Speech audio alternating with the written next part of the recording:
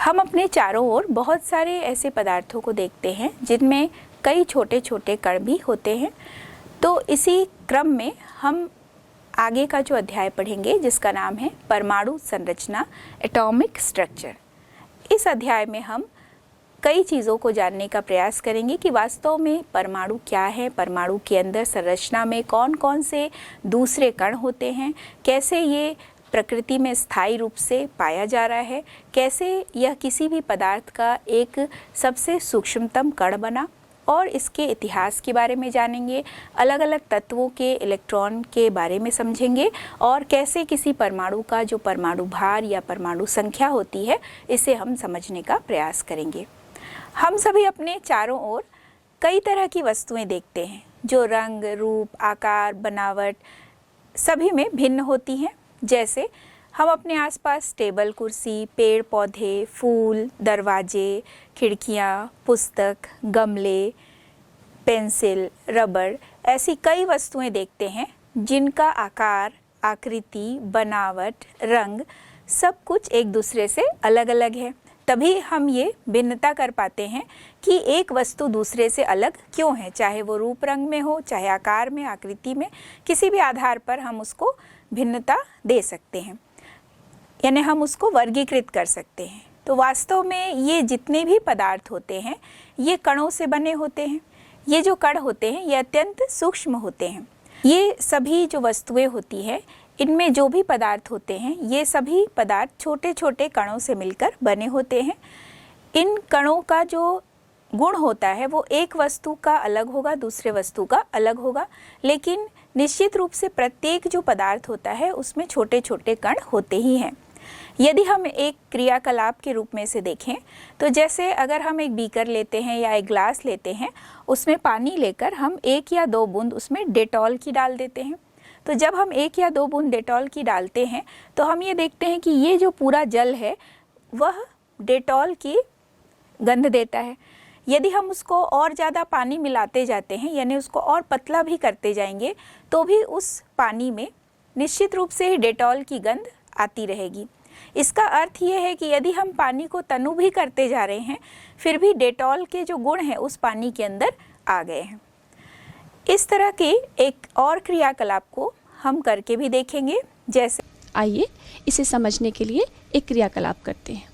इस क्रियाकलाप के लिए हमें जिन सामग्रियों की आवश्यकता होगी वह हैं कम से कम 4 से 5 बीकर, एक खाली सिरिंज, ग्लास रॉड और पोटेशियम परमैंगनेट।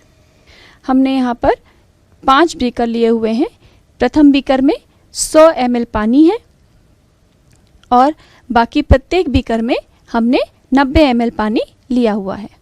सबसे पहले हमें पोटेशियम परमैंगनेट के 2 से 3 क्रिस्टल, बच्चों बहुत ही थोड़ी मात्रा में हमें इसे लेना है, और इसे हम प्रथम बीकर जिसमें हमने 100 ml पानी लिया हुआ है इसमें डाल देते हैं और अब इसे हम अच्छी तरह से मिला लेते हैं। देखिए हमें एक रंगीन विलयन प्राप्त हो रहा है। इसके बाद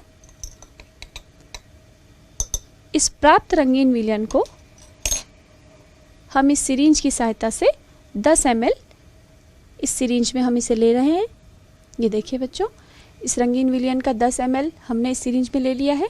अब इसे हम अपने दूसरे बीकर जिसमें हमने 90 ml पानी लिया हुआ है इसमें मिक्स कर देते हैं।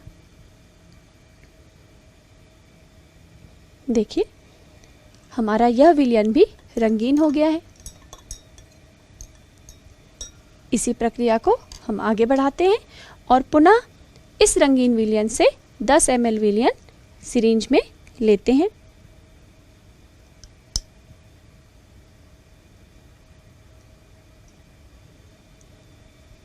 देखिए ये रंगीन विलयन पुनः 10 ml, और अगले बीकर में जिसमें 90 ml पानी है हमने इसे मिक्स कर दिया।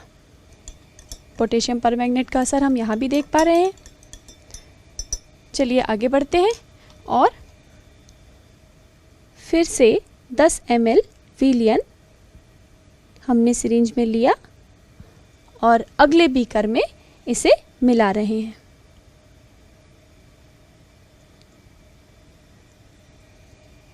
अच्छी तरह मिक्स किया।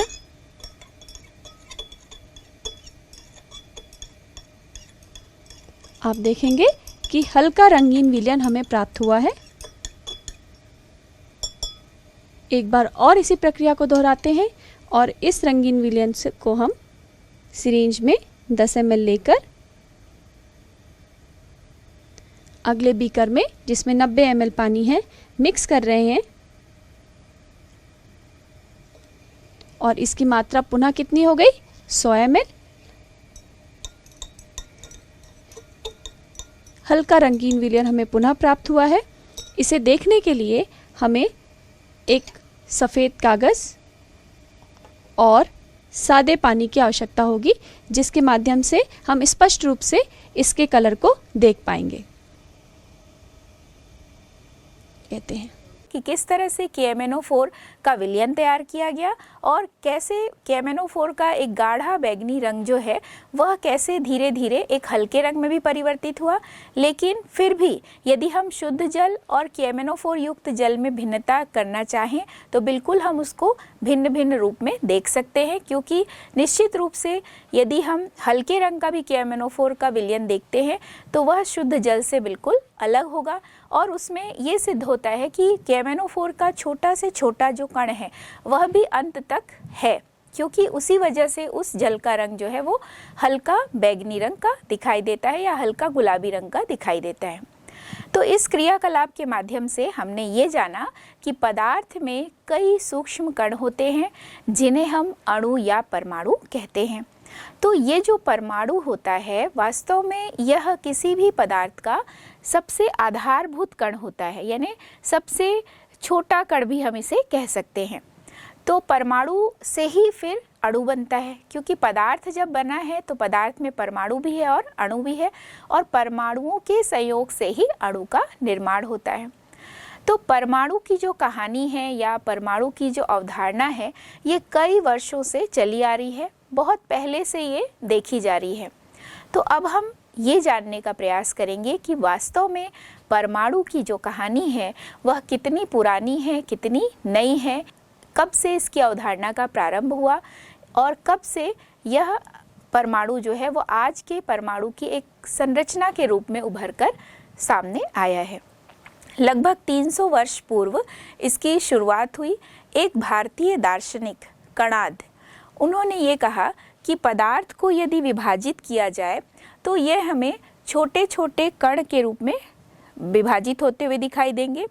यानी एक स्थिति ऐसी आएगी कि धीरे धीरे हम देखते हैं कि एक सीमा तक ये कण जो है वो विभाजित होगा। उसके बाद यदि हम इसे फिर से विभाजित करना चाहेंगे तो ये विभाजित नहीं हो सकता है। तो हम ये कह सकते हैं कि पदार्थ को एक निश्चित सीमा तक ही विभाजित कर सकते हैं, उसके बाद वो अविभाज्य हो जाता है। तो कणाद दार्शनिक ने ये कहा कि जो पदार्थ होते हैं उसमें छोटे छोटे कण होते हैं और ये अविभाज्य होते हैं। और इसके बाद ल्यूसिपस और उनके जो एक विद्यार्थी है डेमोक्रिटस, ये ग्रीक दर्शन शास्त्री रहे। ल्यूसिपस और उनके विद्यार्थी जो है डेमोक्रिटस, उन्होंने सोचना प्रारंभ किया कि यदि किसी पदार्थ को छोटे छोटे टुकड़े कर दिए जाएं तो एक स्थिति ऐसी आएगी कि उसको और ज़्यादा छोटा टुकड़ा नहीं किया जा सकता या उस पदार्थ को और छोटे टुकड़े में विभाजित नहीं किया जा सकता। तो डेमोक्रिटस ने इस तरह के जो छोटे छोटे टुकड़े या किसी पदार्थ को छोटा करते गए तो जो सूक्ष्म कण प्राप्त हुआ उसको उन्होंने एटमॉस कहा, जिसे हम और ज़्यादा तोड़ नहीं सकते हैं। तो ये जो शब्द है एटमॉस, इसको सबसे पहले डेमोक्रिटस ने दिया, जिसका अर्थ होता है जिसे तोड़ा न जा सके। साथ ही यह भी कहा कि पूरी दुनिया जो है वो इसी तरह के कणों से मिलकर बनी होती है। तो यहीं से शुरुआत हुई परमाणु की। एटम, परमाणु जिसे हम एटम कहते हैं, और एटम शब्द जो है वो एटमॉस से उत्पन्न हुआ है। डेमोक्रिटस जो ल्यूसिपस के विद्यार्थी रहे, उनके पास ऐसा कोई आधार नहीं था कि उसको सिद्ध कर सके कि वास्तव में ये एटमॉस जो है इसे और ज़्यादा विभाजित नहीं किया जा सकता। केवल वो चिंतन मनन के द्वारा ही इसे बता पा रहे थे। लेकिन वास्तव में विज्ञान ये चाहता है हर जगह प्रयोग हो, क्रमबद्ध ज्ञान हो और उसमें लगातार चिंतन हो, प्रयोग के माध्यम से उसे जांचा जा सके, अलग अलग प्रयोगों द्वारा उसे विश्लेषित किया जा सके, तर्क दिया जा सके, एक निश्चित आधार मिले, तभी हम किसी चीज़ को वैज्ञानिक दृष्टि से सही मानते हैं। तो बात यहीं पर ख़त्म हो गई। तो यह परमाणुवाद जो है वो बहुत अधिक इसको स्थान नहीं मिल पाया। इसके बाद ईसा से लगभग 306 वर्ष पहले एथेंस के एपिक्यूरस ने अपनी किताब में लिखा कि हमारे आसपास की जितनी भी चीज़ें होती हैं वे परमाणुओं से मिलकर बनी होती हैं। ल्यूकेशियस ने भी एक पुस्तक लिखी जिसे चीज़ों की प्रकृति, उसमें उन्होंने एक कविता लिखी जिसमें परमाणु संबंधी बात भी कही। तो आज के समय में जब हम देखते हैं कि रासायनिक अभिक्रियाओं में जो पदार्थ है उसका द्रव्यमान जो है वो संरक्षित रहता है। हमने द्रव्यमान संरक्षण का नियम पढ़ा कि किसी भी पदार्थ की उत्पत्ति नहीं हो सकती, ना ही उसको नष्ट किया जा सकता है। पूरे अभिक्रिया के दौरान उसका जो द्रव्यमान है वो संरक्षित रहता है। इसके बाद वर्ष 1799 में प्राउस्ट नामक जो वैज्ञानिक है उन्होंने स्थिर अनुपात का नियम दिया। इस नियम के अनुसार प्रत्येक जो रासायनिक यौगिक होता है वो वास्तव में तत्वों के एक निश्चित मात्रा से संयोग करने से ही बना होता है। यानी 2 या 2 से अधिक तत्व एक निश्चित अनुपात में जब संयोग करते हैं तभी यौगिकों का निर्माण होता है। तो रासायनिक यौगिकों को यदि हम भार की दृष्टि से देखें तो भार की दृष्टि से ये हमेशा एक निश्चित अनुपात में ही होते हैं। इसके बाद ब्रिटेन के एक वैज्ञानिक एवं अध्यापक जॉन डाल्टन ने बाद में परमाणु का सिद्धांत दिया कि परमाणु कैसे, किसे हम परमाणु कहते हैं, या परमाणु को और विभाजित किया जा सकता है, नहीं किया जा सकता है, या अलग अलग पदार्थ के परमाणु कैसे अलग होते हैं। इन सब विषयों पर उन्होंने काफ़ी गहन अध्ययन किया, प्रयोग किया और इसके माध्यम से उन्होंने अपना एक सिद्धांत दिया जिसे डाल्टन का सिद्धांत कहते हैं। और इस सिद्धांत के कई सारे बिंदु हैं। सबसे पहला जो बिंदु है वो ये कहता है डाल्टन का कि सभी पदार्थ परमाणुओं से बने होते हैं। जैसा कि हमने पाठ के प्रारंभ में ही देखा कि हर एक जो पदार्थ होता है वह परमाणुओं से बना होता है। परमाणु जो है वो अविभाज्य होते हैं, जिसे हम ये मान सकते हैं कि परमाणु जो है बहुत ही सूक्ष्मतम कण होता है जो रासायनिक अभिक्रिया में न तो बनते हैं और न ही इनका विनाश होता है। तो ये अविभाज्य एवं सूक्ष्म कण होते हैं। इसके बाद तीसरा जो बिंदु इन्होंने दिया कि किसी भी एक तत्व के जितने भी परमाणु होंगे, मान लीजिए हम बात करते हैं कार्बन की, या हम बात करते हैं नाइट्रोजन तत्व की, या हम बात करते हैं ऑक्सीजन तत्व की, तो एक ही तत्व के जितने भी परमाणु होंगे वे सभी परमाणु रासायनिक गुण में या द्रव्यमान में एक समान होते हैं। अर्थात कार्बन के अंदर जितने भी परमाणु होंगे वो एक समान होंगे, नाइट्रोजन के जितने भी परमाणु होंगे नाइट्रोजन तत्व के अंदर वो सभी गुणों में और द्रव्यमान में एक समान होते हैं। अब बात करते हैं यदि हम अलग अलग तत्वों की बात करें, अलग अलग परमाणुओं की बात करें, जैसे अगर हम अलग अलग तत्व लेते हैं तो कार्बन, नाइट्रोजन, ऑक्सीजन, तो ये एक दूसरे से भिन्न भिन्न होंगे। यदि हम कार्बन तत्व के परमाणुओं के गुणों की तुलना करें नाइट्रोजन के तत्व के परमाणुओं से तो बिल्कुल अलग अलग होंगे। बिल्कुल हम ये डिफ्रेंशिएट कर सकते हैं कि ये कार्बन का परमाणु है, ये नाइट्रोजन का परमाणु है, या यह कार्बन तत्व है और यह नाइट्रोजन तत्व है, क्योंकि कार्बन तत्व में जितने भी परमाणु होंगे वो सभी कार्बन के होंगे, नाइट्रोजन तत्व में जितने भी परमाणु होंगे वे सभी नाइट्रोजन के ही होते हैं। इसके बाद जो अगला बिंदु इन्होंने दिया कि अलग अलग तत्वों के जो परमाणु हैं वे परस्पर छोटी पूर्ण संख्या के अनुपात में संयोग करते हैं और यौगिक बनाते हैं। जैसे यदि हम बात करते हैं जल की, तो जल एक यौगिक है, इसमें हाइड्रोजन का 2 भाग और ऑक्सीजन का 1 भाग है। तो चूंकि इसमें दोनों अलग अलग तत्व हैं और इनका परस्पर एक छोटा पूर्ण संख्यात्मक मान है, पूर्णांक मान है, और इन्हीं के एक निश्चित अनुपात से यौगिकों का निर्माण हुआ है। इसी प्रकार एक अगला बिंदु इन्होंने दिया कि किसी भी यौगिक के परमाणुओं की जो सापेक्ष संख्या होती है एवं उसके जो प्रकार होते हैं वे हमेशा निश्चित होते हैं। तो डाल्टन का जो गुणित अनुपात का नियम है उसके अनुसार यदि हम बात करें कि 3 ग्राम कार्बन है। 3 ग्राम कार्बन 4 ग्राम ऑक्सीजन से क्रिया करता है और बनता है कार्बन मोनोऑक्साइड। यहीं पर यदि हम कार्बन को स्थिर रखें, यानी कार्बन का द्रव्यमान 3 ग्राम ही लें और ऑक्सीजन के द्रव्यमान को 4 से बढ़ा दे, 2 गुना कर दे, 8 ग्राम ले लें, तो जो यौगिक बनेगा उसे हम कहते हैं कार्बन डाइऑक्साइड।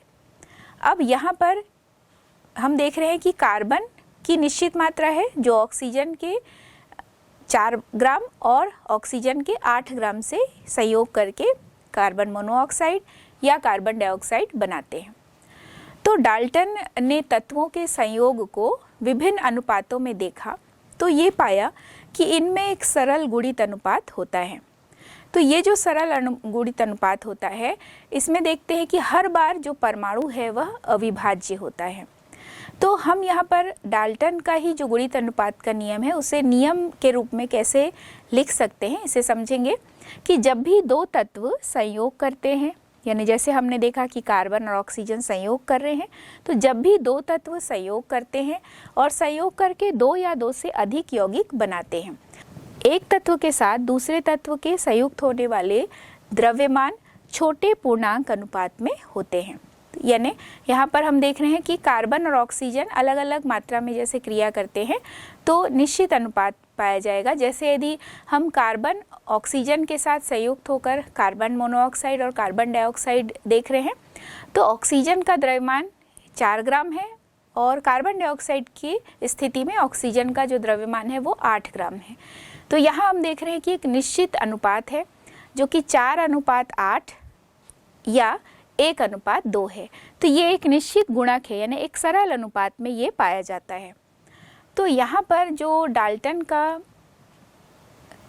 डाल्टन के गुणित अनुपात के नियम को हमने समझा कि किस तरह से परमाणु जो है जब ये संयोग भी कर रहा है, संयोग करके यौगिक बनाता है, तो इनके तत्वों के बीच भी एक निश्चित सरल अनुपात देखने को मिलता है।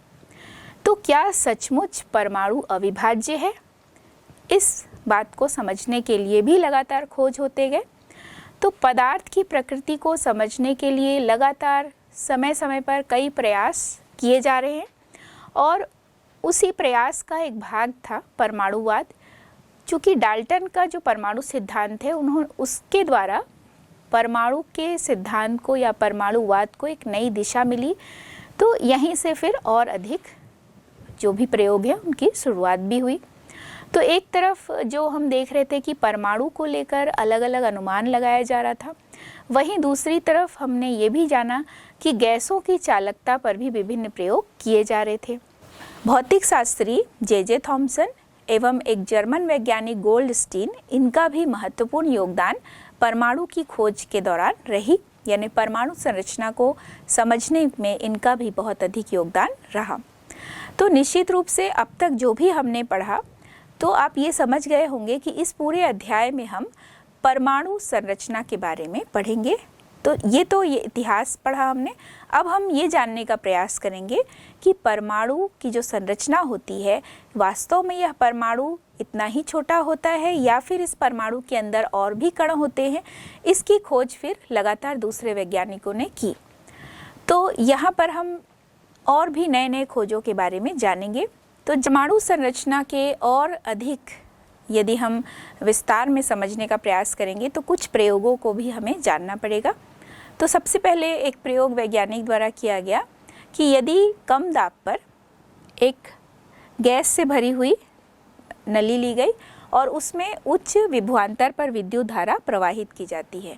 तो जब इसमें उच्च विभवांतर पर विद्युत धारा प्रवाहित की जाती है तो ये देखा गया कि कैथोड से जो चमकीली किरणें हैं वो निकलती हैं, और ये जो कैथोड से निकलने वाली चमकीली किरणें हैं, इन्हें गोल्डस्टीन ने कैथोड किरण नाम दिया। एक कैथोड किरण नली टेलीविजन की नली जैसी संरचना है। यह एक कांच की नली होती है जिसमें से लगभग सारी हवा निकाल दी जाती है।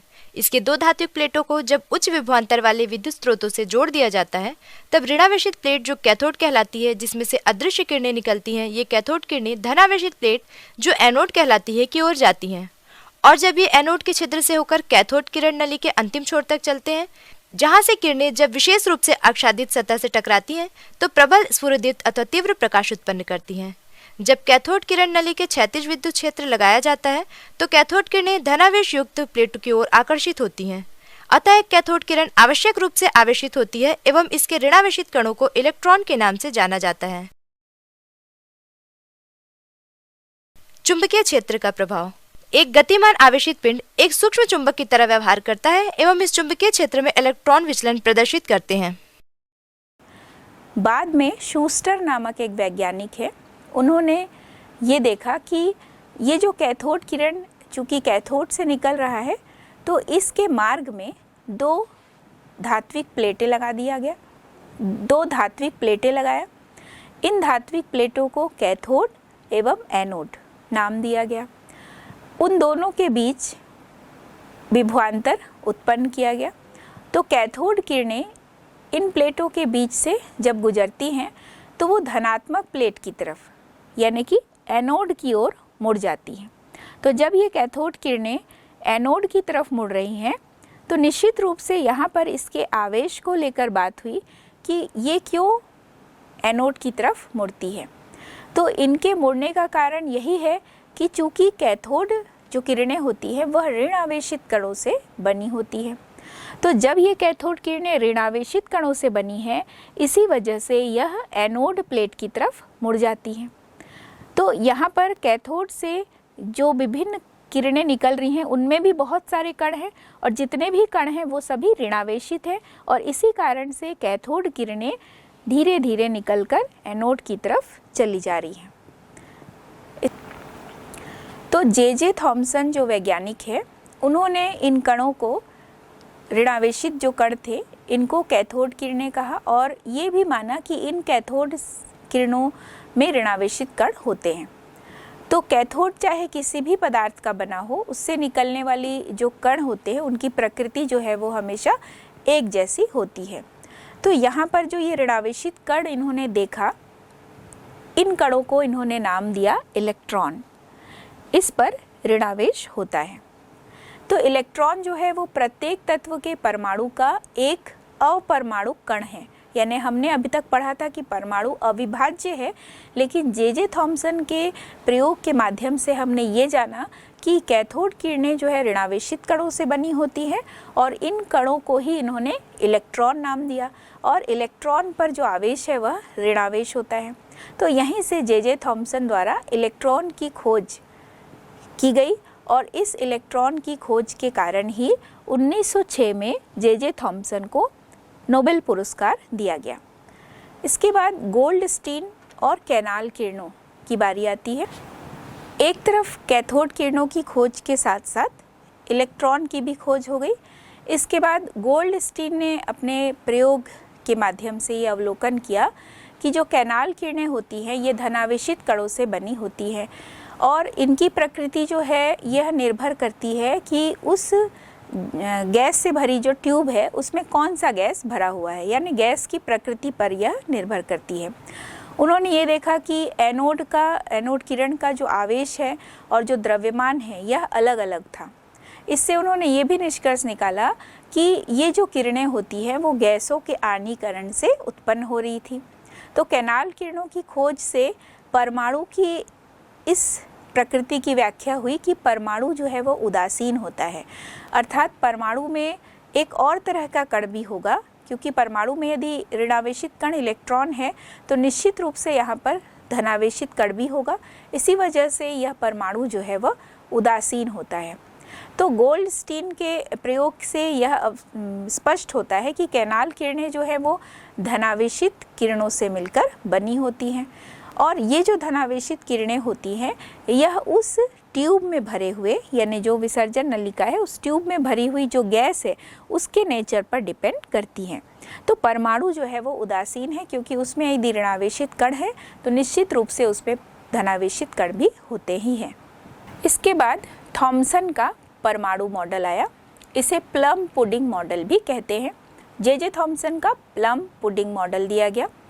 इसमें इन्होंने ये कहा कि परमाणु में धनावेश का एक बादल होता है, यानी पूरा जो परमाणु है इसमें धनावेश का एक बड़ा सा मेघ है, एक बादल है और ऋणावेशित कण जो है इस बादल में छोटे छोटे कण के रूप में गुथे हुए हैं। जैसे कि तरबूज होता है, अगर हम तरबूज को काटते हैं तो उसके अंदर का जो लाल भाग होता है उसे मान लीजिए कि यह पूरा जो है, जो इसका लाल भाग है, यह लाल भाग जो है वो पूरा इसका बादल हो गया और उसमें जो छोटे छोटे काले बीज होते हैं ये छोटे छोटे आवेशित कण हो गए। तो इस परमाणु की जो संरचना है इसकी तुलना जो है वो तरबूज से की गई। तो इसमें तरबूज का जो पूरा लाल हिस्सा है इसे हम धनावेश मान सकते हैं, यानी धनावेश का पूरा बादल है, पूरी जगह पर धनावेश फैला हुआ है। अब इस धनावेश में ये जो काले काले बीज है ये छोटे छोटे ऋणावेशित कण हैं जो कि इस पूरे धनावेश में धसे हुए हैं। तो इस तरह से ये कहा जा सकता है कि परमाणु में ऋणात्मक और धनात्मक आवेश दोनों ही पाया जाता है और दोनों ही समान मात्रा में पाया जाएगा।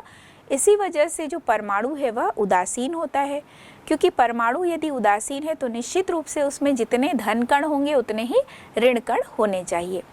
इसके बाद परमाणुवाद जो है, परमाणुवाद 1908 से 1913 के बीच लगातार परमाणुवाद से संबंध अलग अलग व्याख्याओं के लिए नए नए प्रयोग किए गए। थॉमसन द्वारा प्रतिपादित परमाणु संरचना के अनुसार परमाणु की संरचना एक क्रिसमस पुडिंग की तरह होती है। इस मॉडल में ऋणावेशित कण धनावेशित गोले में उसी प्रकार व्यवस्थित होते हैं जिस प्रकार पुडिंग में प्लम। इसे थॉमसन के परमाणु का प्लम पुडिंग मॉडल कहा जाता है। क्या आप किसी ऐसे फल को जानते हैं जिसकी तुलना थॉमसन के परमाणु मॉडल से की जा सकती है? हाँ, इसकी तुलना एक तरबूज से की जा सकती है। तरबूज के खाने योग्य भाग की तुलना धनावेशित गोले से की जा सकती है जिसमें ऋणावेशित कण तरबूज के बीज की तरह बिखरे हुए होते हैं। थॉमसन ने प्रतिपादित किया कि एक परमाणु के गोले में धनावेशित द्रव्य होता है जिसमें ऋणावेशित कण होते हैं। परिमाण की दृष्टि से धनावेशित एवं ऋणावेशित कण बराबर होते हैं, अतः परमाणु कुल मिलाकर वैद्युत उदासीन होता है।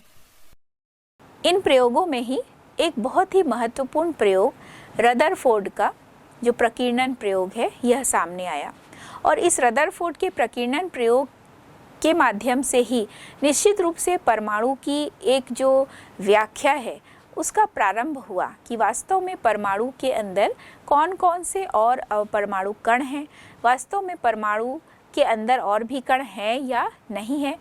इन सब चीज़ों की व्याख्या यहाँ पर हो पाई। तो ई रदरफोर्ड एक वैज्ञानिक और उनके जो विद्यार्थी हैं गीगर, मार्सडेन, इन्होंने परमाणु को समझने के लिए एक प्रयोग किया। तो इस पूरे प्रयोग को समझने के लिए हम 3 भाग कर लेते हैं। एक हम इसके प्रयोग को समझेंगे, दूसरा हम देखेंगे कि इस प्रयोग से कौन कौन से अवलोकन किए गए और इन अवलोकनों से वास्तव में इन्होंने कौन कौन से निष्कर्ष निकाले।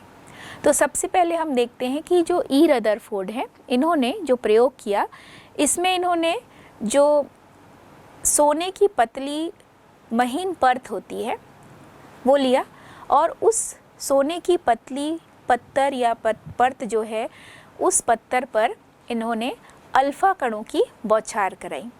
ये जो अल्फा कण है इसकी बौछार जब इस सोने की पत्र पर, स्वर्ण पत्र पर कराई गई तो अलग अलग अवलोकन भी किया, क्योंकि इस अवलोकन से ही पता चलता है कि वास्तव में परमाणु के अंदर कोई और भाग है या नहीं है। तो जब सोने के पत्र पर लगातार अल्फा कणों की बौछार कराई गई तो अलग अलग अवलोकन प्राप्त हुए। तो यहाँ पर इन्होंने जो ये अल्फा कण प्रयोग किया, परमाणु के नाभिक की खोज।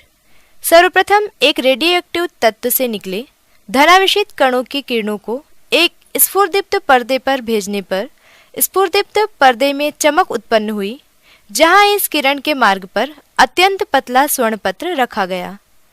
इस पत्र से टकराकर कुछ कण किनारों की तरफ विचलित हुए। कभी कभी कुछ कण सीधे पीछे की ओर वापस विचलित हो गए, परंतु अधिकांश कण स्वर्ण पत्र के आर पार हो गए। इसके आधार पर वैज्ञानिकों ने निष्कर्ष निकाला कि परमाणु का अधिकांश भाग खाली होता है, परंतु चूंकि कुछ कण विचलित हो गए, अतः निश्चित रूप से परमाणु के केंद्र में धनावेशित भाग उपस्थित है, जिसे उन्होंने नाभिक का नाम दिया। इस अल्फा कण की तुलना हीलियम परमाणु से की गई, क्योंकि यदि हम अल्फा कहते हैं तो हीलियम 2 और 4, यानी हीलियम का परमाणु क्रमांक 2 और इसका भार जो है वो 4।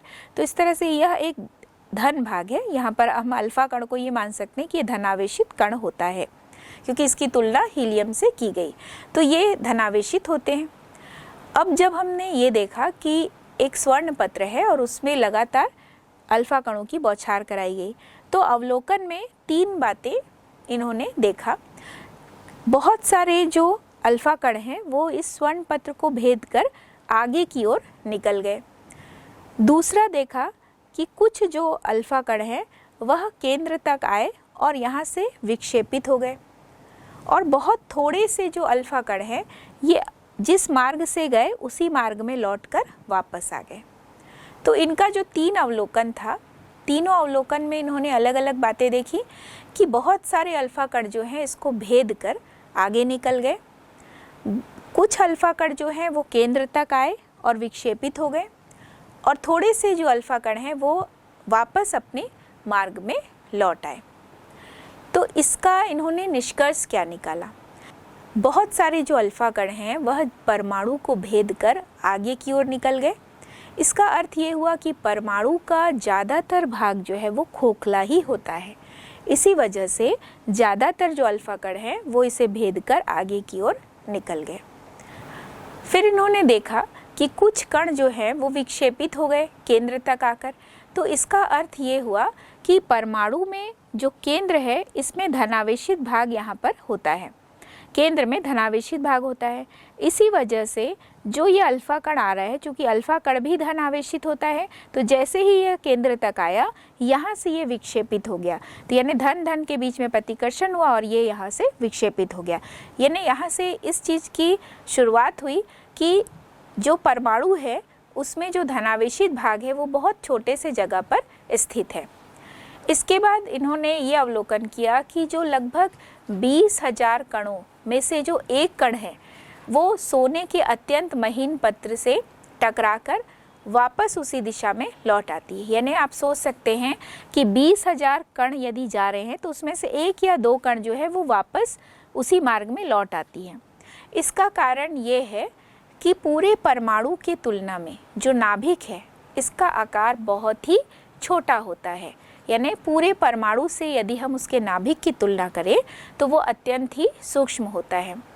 तो ये कह सकते हैं, इसका हम ये भी तात्पर्य निकाल सकते हैं कि जो द्रव्यमान वाला भाग होता है वह काफ़ी संकुचित होता है, यानी कि छोटा होता है।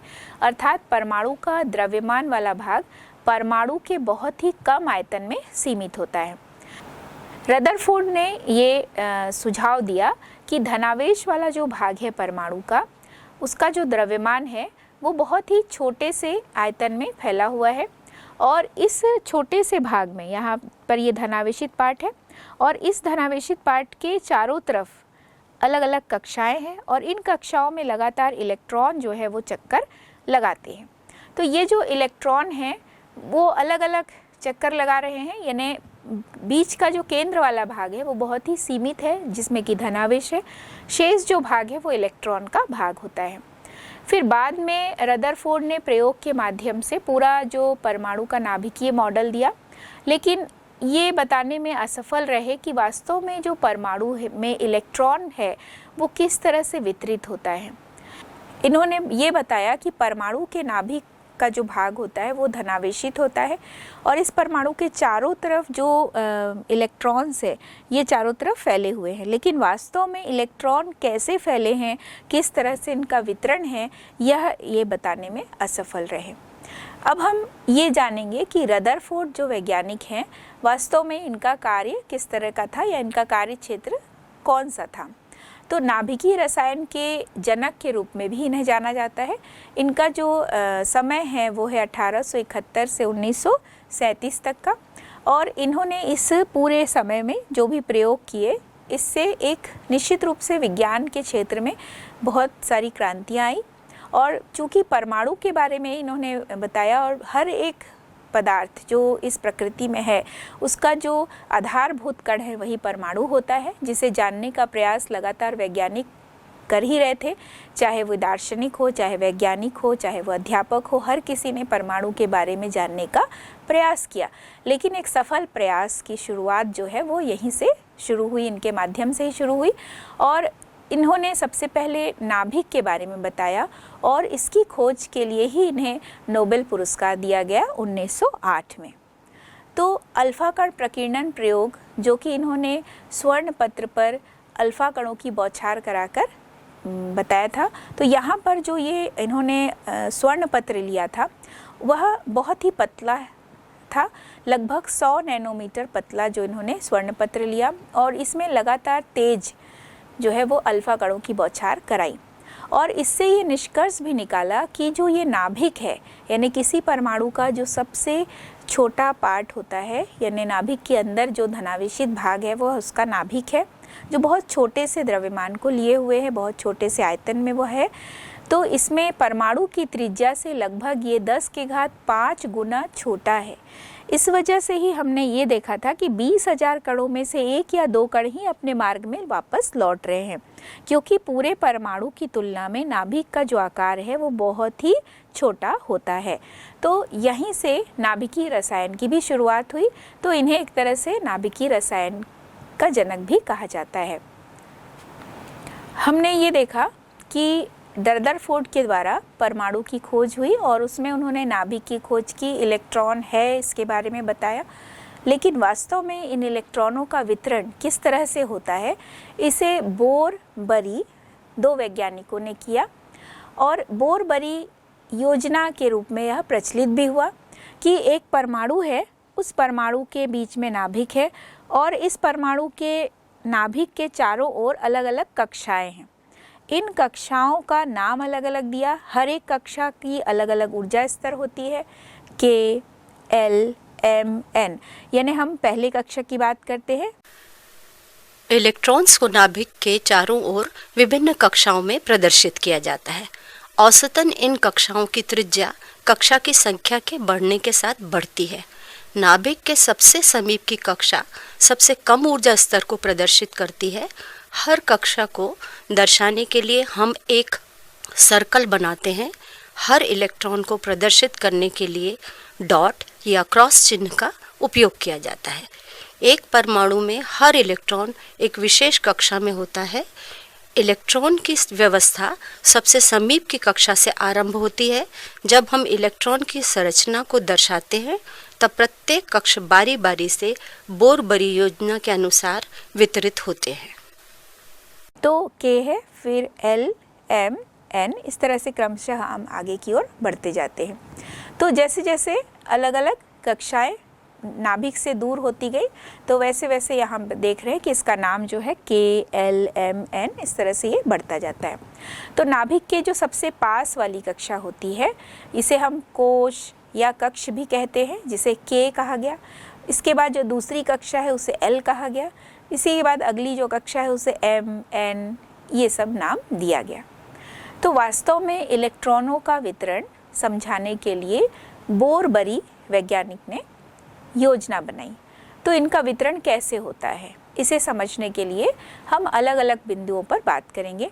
सबसे पहले इन्होंने ये कहा कि किसी भी कक्षा में अधिकतम जो इलेक्ट्रॉन्स होते हैं, कितने इलेक्ट्रॉन होने चाहिए। यानी हम जब पहली कक्षा की बात करें तो उसमें अधिकतम कितना इलेक्ट्रॉन होगा, जब हम दूसरी कक्षा की बात करें तो उसमें अधिकतम कितना इलेक्ट्रॉन होगा। तो इन्होंने इसके लिए एक सूत्र दिया 2n²। ये जो n है ये कक्षा की संख्या है। यदि हम n बराबर 1 लेते हैं, यानी हम पहली कक्षा की बात करते हैं, तो 2 × 1² = 2। यानी यदि हम इलेक्ट्रॉनों के वितरण में पहली कक्षा में इस सूत्र में मान रखेंगे 2n² में n = 1 करके, तो मान आता है 2। इसका अर्थ ये हुआ कि जो पहली कक्षा है, यानी नाभिक के बाद जो पहली कक्षा है, उसमें इलेक्ट्रॉनों की संख्या होगी 2।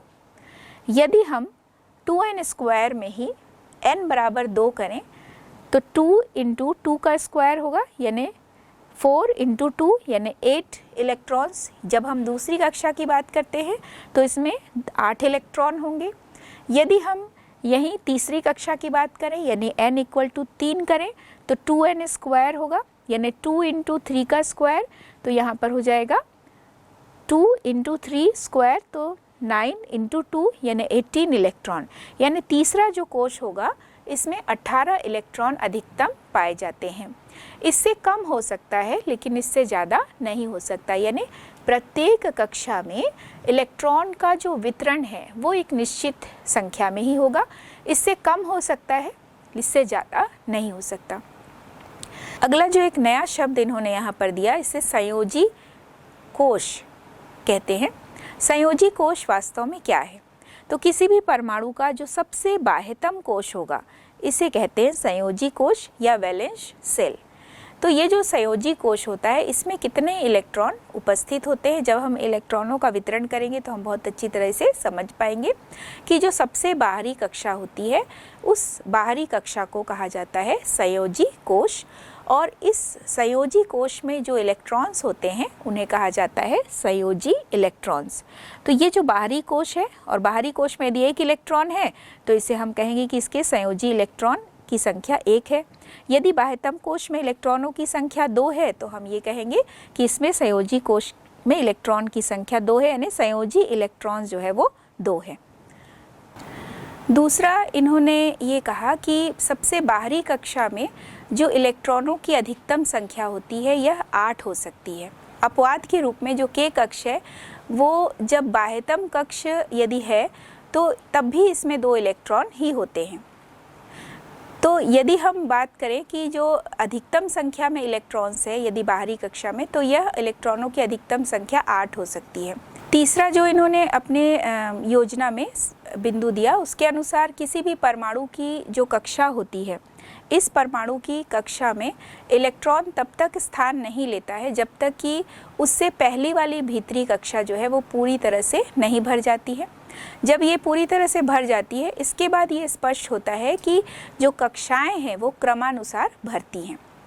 तो अंतिम कक्षा से पहले कक्ष में कक्ष की जो क्षमता है वो 8 से अधिक होने पर भी यदि उसमें 9वां इलेक्ट्रॉन जोड़ना है तो इसके लिए ये शर्त है कि इसके जो बाहरी कोश में 2 इलेक्ट्रॉन हो, तभी जो बाहर से अंदर वाला जो कोश है उसमें 9 इलेक्ट्रॉन हो सकते हैं। यानी बाहर वाले कोश में 2 पहले भरेंगे और 2 भरने पर ही फिर हम यहाँ पर 9वां इलेक्ट्रॉन भर सकते हैं।